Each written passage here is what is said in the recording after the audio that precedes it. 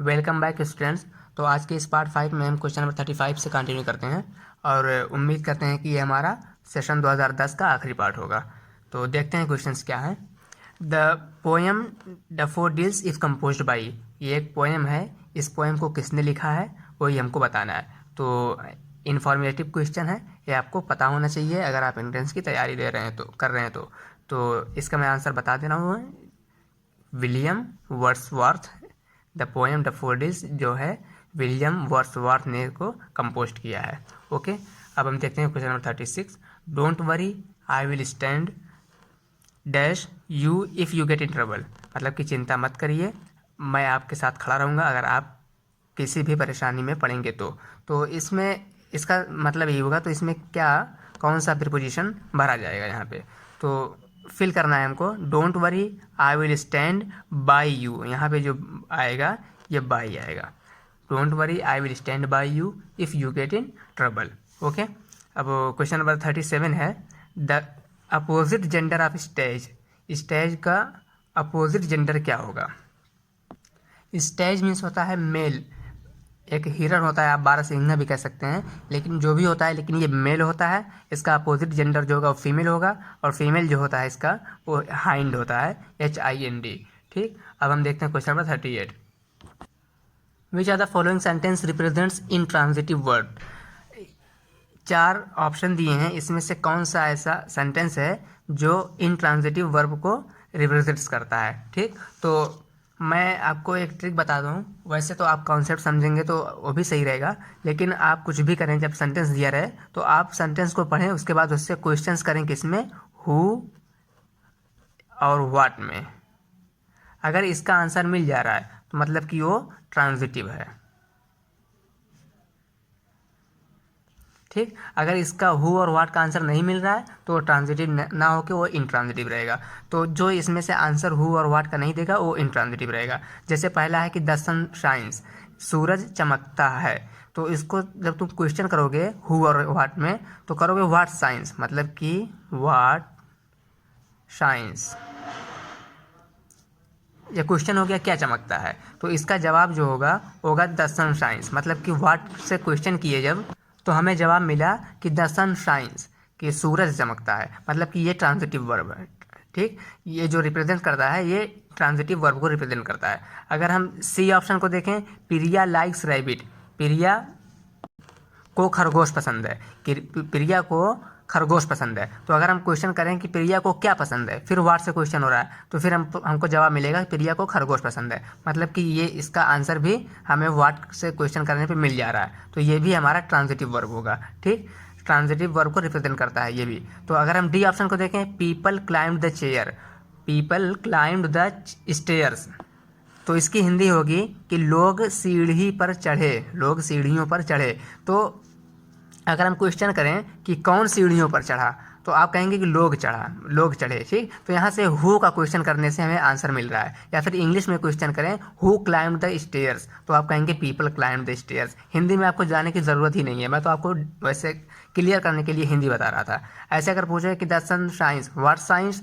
The sun shines आप कह सकते हैं ऐसे। Priya likes rabbit, what Priya likes, Priya क्या पसंद करती है, प्रिया लाइक्स रैबिट। इसका भी क्वेश्चन हु और व्हाट करने से तीनों मिल जा रहा है। लेकिन अगर आप बी ऑप्शन को अगर करेंगे क्वेश्चन हु और व्हाट से तो आपको आंसर नहीं मिलेगा। जैसे मैं आपको करके बताता हूँ, the teacher scolded me, teacher ने मुझे डांटा।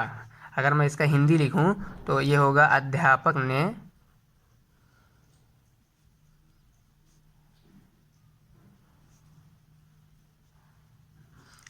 ने मुझे डांटा। तो इसका अगर मैं क्वेश्चन से करूँ हु से क्वेश्चन करने से कुछ आंसर ही नहीं मिल रहा है। अगर व्हाट से करूँ क्या डाटा कि ऐसे बन ही नहीं रहा क्वेश्चन ही, मतलब कि इसका हु और व्हाट से क्वेश्चन अगर हम करेंगे तो इसका आंसर हमें नहीं मिलेगा। तो हम कह सकते हैं कि जो बी ऑप्शन है, मतलब कि द टीचर स्कोल्डेड मी, ये जो सेंटेंस है ये इंट्रांजिटिव वर्ब को रिप्रेजेंट कर रहा है। ठीक, तो आई होप कि आपको समझ में आया होगा। ठीक, अब हम देखते हैं क्वेश्चन नंबर 39।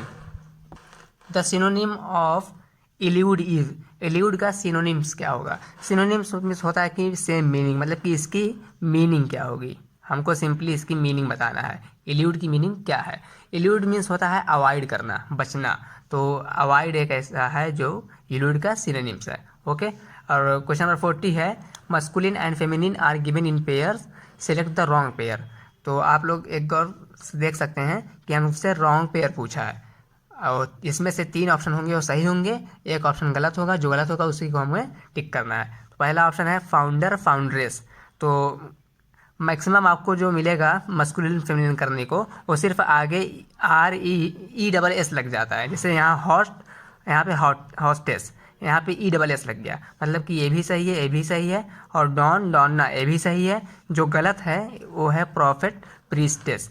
क्यों? क्योंकि प्रॉफेट का जो फेमिनिन जेंडर होगा वो होगा प्रोफेटेस, यहाँ पे ESS लग जाएगा। और ये जो प्रीस्टेस है ना, ये फेमिनिन जेंडर है। इसको जब मस्कुलिन करेंगे तो इसका मस्कुलिन जेंडर होगा प्रीस्ट। ठीक, मैं कहना चाहता हूँ कि ये दोनों अलग अलग चीज़ें दी हुई हैं, ना कि एक ही चीज़ है और मस्कुलिन फेमिनिन है। तो जो रॉन्ग पेयर है वो हमारा डी ऑप्शन है, जो रॉन्ग पेयर है। तो डी ऑप्शन 40 का सही हो जाएगा। अब देखते हैं question number 41, select the correct preposition to fill in the blanks. हमको करेक्ट प्रीपोजिशन फिल करना है इस सेंटेंस को सही करने के लिए। तो we are going on holidays, हम छुट्टी पर जा रहे हैं। द एंड ऑफ अगस्त, यहाँ पे रहेगा since the end of August, on the end of अगस्त। तो आप वो को जो मोस्ट अप्रोप्रिएट आंसर भरना है, तो यहाँ पे एट अगर रखेंगे तो हमारा सेंटेंस ग्रामेटिकली सही हो जाएगा। We are going on holidays at the end of August, अगस्त के ख़त्म होने पर हम छुट्टी पर जा रहे हैं। ठीक, at, D option is right. अब हम देखते हैं question number 42, he wants to celebrate his birthday tomorrow. ये एक सेंटेंस दिया हुआ है और पूछा है कि ये सेंटेंस किस टेंस का है।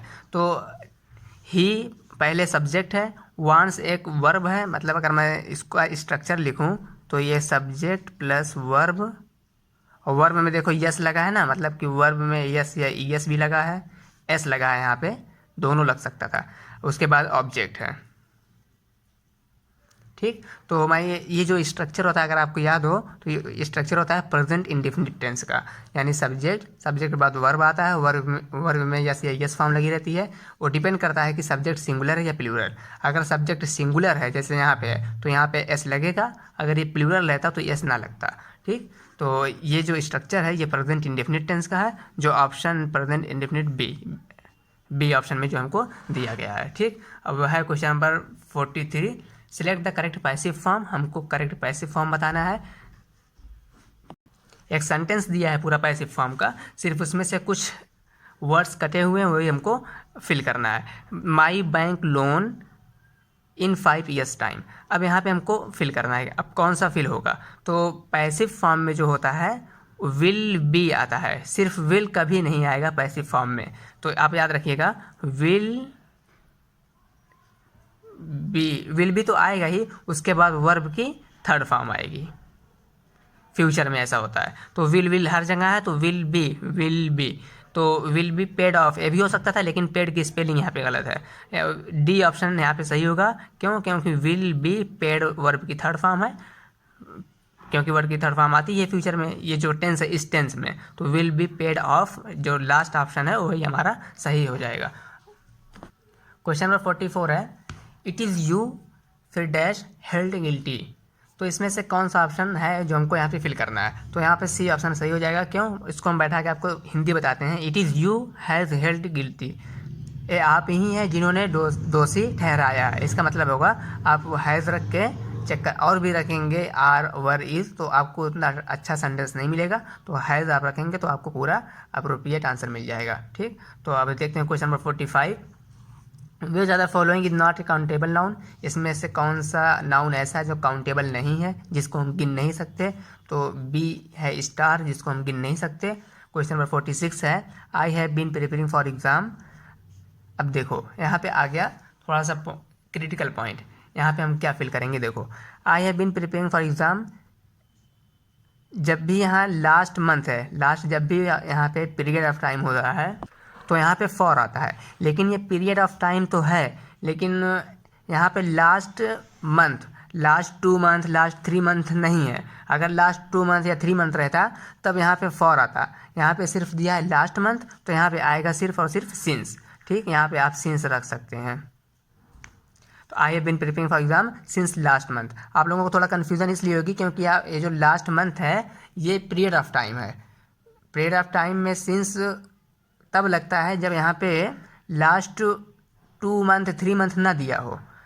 अगर यहीं रहता लास्ट 2 मंथ तब हम यहाँ पे फॉर रखते, यहाँ पे लास्ट 2 मंथ नहीं है तो यहाँ पे सिंस रखेंगे, हमारा सिंस यहाँ पे सही हो जाएगा। ठीक, देखो मैं यही आपको समझा रहा था कि I have been preparing for exam since last month. अगर यहाँ पे सिर्फ और सिर्फ लास्ट मंथ दिया है तब यहाँ पे सिंस अब रख सकते हैं, और अगर ऐसे दिया होता I have been preparing for exam for last 2 month, अगर यहाँ पे 2 या 3 लग जाता है, लास्ट 2 महीने से तैयारी कर रहा हूँ, तब यहाँ पे फॉर आता। तो यहाँ पे 2 और 3 यहाँ पे गिनती कुछ नहीं दी हुई है, इसलिए हम यहाँ पे सिंस को फिल कर दिए हैं और हमारा करेक्ट आंसर भी सिंस ही है।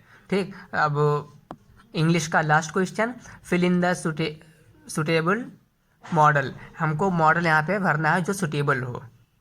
We dash stand up whenever national anthem is played. जब भी नेशनल एंथम पढ़ा जाए तब हमको खड़ा होना चाहिए। तो हमको स्टैंड अप होना चाहिए कब? जब नेशनल एंथम पढ़ा जाए। ये ज़रूरी है, ये हमारी नेशनल ड्यूटी है कि हम उस पर तुरंत खड़ा हों। तो यहाँ पे जब कोई चीज़ बहुत ज़रूरी होती है तब वहाँ पे हम मस्ट लाते हैं। तो यहाँ पे जो फिल होगा वो मस्ट होगा, MUST। ठीक, we must stand up whenever national anthem is played. अब है advance Hindi with compulsory Urdu. ये क्वेश्चन 48 से शुरू होकर 60 तक जाएगा। उसके बाद फिर आएगा advance Urdu with compulsory Hindi, वो भी 48 से शुरू होकर 60 तक जाएगा। तो हम इसको कंटिन्यू करते हैं 48 से। उस शब्द का पर्यायवाची शब्द कौन सा है? प्रत्युत शब्द का पर्यायवाची शब्द जो है वो है भोर। इसका मतलब होता है कि प्रातः काल। ठीक, ये क्वेश्चन एक बार और आ चुका है, तब यहाँ पे ऑप्शन में भोर नहीं था, प्रातः काल था। ठीक, अब 49 है, वृद्धावस्था शब्द का सही संधि विच्छेद क्या होगा? तो इसका सही संधि विच्छेद जो होगा ये बी ऑप्शन में जो दिया है, वृद्ध अवस्था, यही सही होगा। ठीक, अब 50 है, कोटि कोटि किस प्रकार का विशेषण है? कोटि कोटि में होता है बहुत सारे, मतलब ढेर सारे, मतलब कि अगर देखा जाए तो ये जो विशेषण है ये संख्यावाचक विशेषण है। ठीक, 51 है, उपसर्ग का प्रयोग कहाँ किया जाता है? उपसर्ग का प्रयोग शब्द के शुरू में किया जाता है। निम्न में से कौन सा शब्द विशेषण का भेद नहीं है? पहला है परिमाणवाचक, दूसरा है गुणवाचक, चौथा है संकेतवाचक। ये जो पहला, दूसरा, चौथा, ये तीनों जो है विशेषण का भेद है, लेकिन जो रीतिवाचक है ये विशेषण का भेद नहीं है। ठीक, 53 है, कबीर के दोहों को किस नाम से जाना जाता है? कबीर के दोहों को साखी के नाम से जाना जाता है। निम्न में से कौन सा विकारी शब्द नहीं है? विकारी शब्द वो होता है जिसको लिंग या फिर एक वचन दो वचन करने से उसमें बदलाव आ जाते हैं। जैसे विकारी शब्द है संज्ञा, सर्वनाम, विशेषण, और एक क्रिया भी होता है जो विकारी शब्द होता है। लेकिन जो सी ऑप्शन में है ये विकारी शब्द नहीं है, ये अविकारी शब्द है।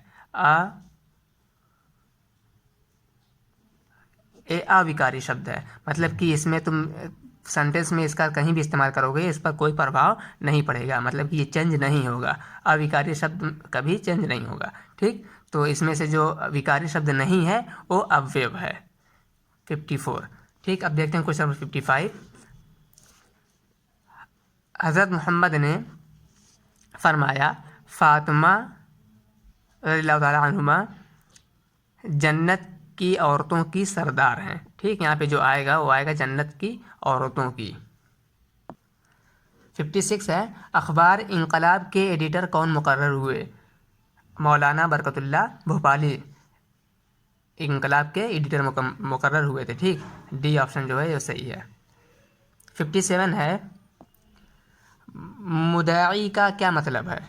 तो मुद्दई का मतलब होता है हक बताने वाला, हक जताने वाला। जो हक जताता है उसको कहते हैं मुद्दई। गवाही देने वाले को गवाह कहते हैं, चुगली करने वाले को चुगलखोर कहते हैं, इंसाफ करने वाले को जज कहते हैं, और जो मुद्दई कहते हैं उसको कहते हैं हक जताने वाले को।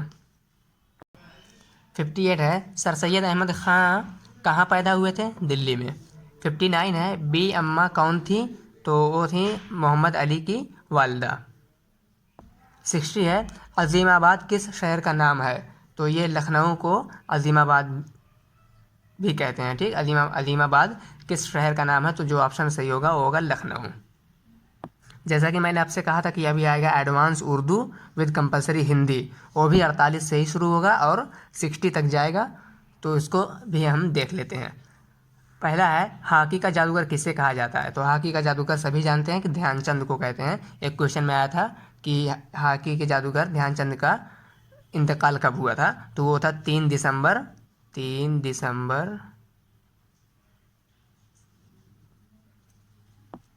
1979।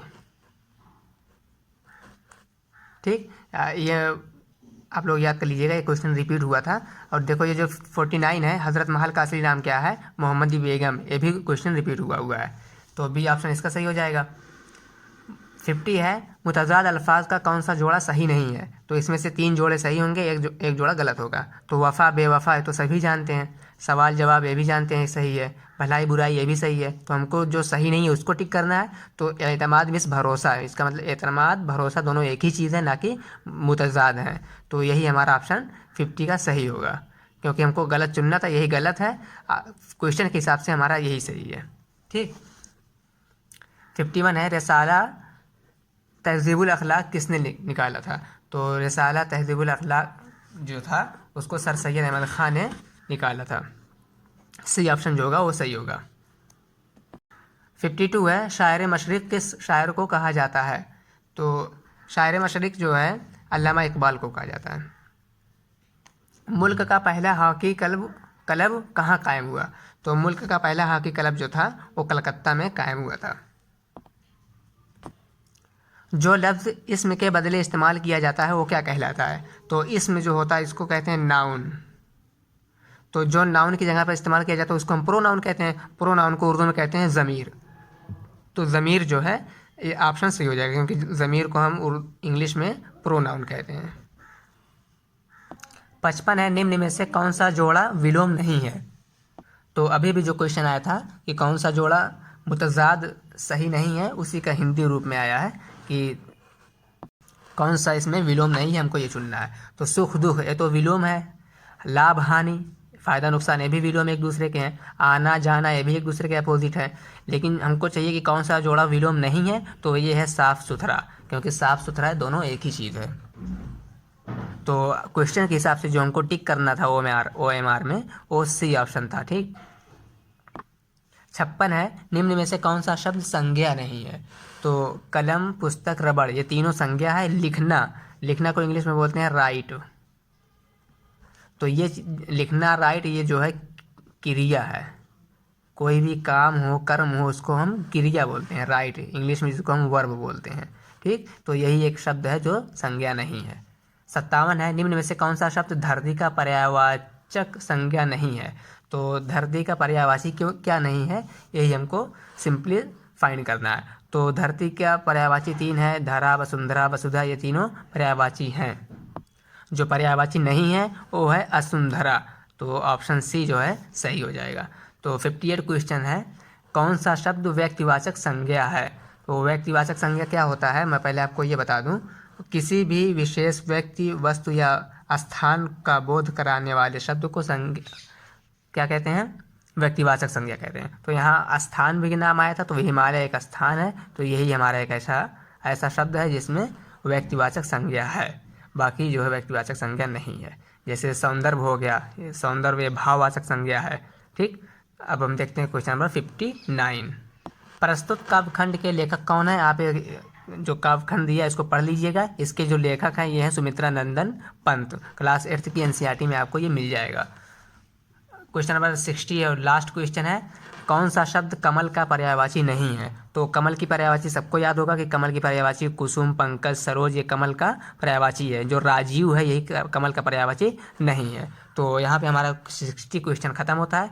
तो 2010-11 में पूरा पेपर जो था हम इसको यहीं पर सॉल्व कर चुके हैं। कुछ सब्जेक्टिव टाइप क्वेश्चंस भी आए थे, उसको हम लास्ट में आपको फ़ोटो पूरा एक दिखा देते हैं, आप स्क्रीनशॉट लेके आप इसको सॉल्व कर लीजिएगा।